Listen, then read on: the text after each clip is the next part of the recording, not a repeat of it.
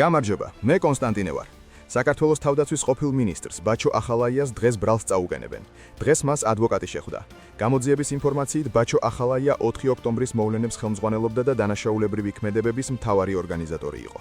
ბაჩო ახალაიას მეუღლე ანა ნადარეიშვილი გათავისუფლებულია, თუმცა სუსში აცხადებენ, რომ გამოძიება იმსჯენებს მონაწილეობდა თუ არა ისიც დანაშაულში. ბიუჯეტისთვის მიყენებული 4 მილიონამდე ზიანისთვის დაკავებულია 8 პირი. საგამოძიებო სამსახურის ინფორმაციით, ორგანიზებული ჯგუფის წევრებმა სვანეთიდან 102 მილიონი ლარის ხის მასალა გაყიდეს, დეკლარაციებში კი ყალბი მონაცემები მიუთითეს. ქართული ოცნების ახალგაზრდული ორგანიზაციის თავმჯდომარედ ვარლამ ლიპარტელიანი აირჩიეს. ყრილობას სასტუმრო პარაგრაფში ესწრებოდნენ პარტიის თავმჯდომარე, გენერალური, პოლიტიკური და რეგიონული მდივნები და პოლიტიკური საბჭოს წევრები.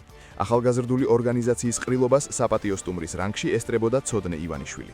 საფრანგეთში პოლონეთის ელჩი ყალბი დიპლომების გაყიდვის საქმეზე დააკავეს. საქმეში ასევე ფიგურირებენ მაღალი თანამდებობის პირები. შეერთებულმა შტატებმა ნიგერიაში ისლამური შტატის კუთვნილ ინფრასტრუქტურას დაარტყა. ტრამპის თქმით, ნიგერიაში მოქმედი ტერორისტები ხოცავდნენ ხალხს და პირველ რიგში ქრისტიანებს. უკრაინის პრეზიდენტი ამერიკის პრეზიდენტს სავარაუდოდ ახალ წლამდე შეხვდება. ვოლოდიმერ ზელენსკი აცხადებს, რომ უახლოეს დღეებში შესაძლოა ბევრი რამ გადაწყდეს. ბათუმში მაგნოლია 2025-ის დაჯილდოება გაიმართა.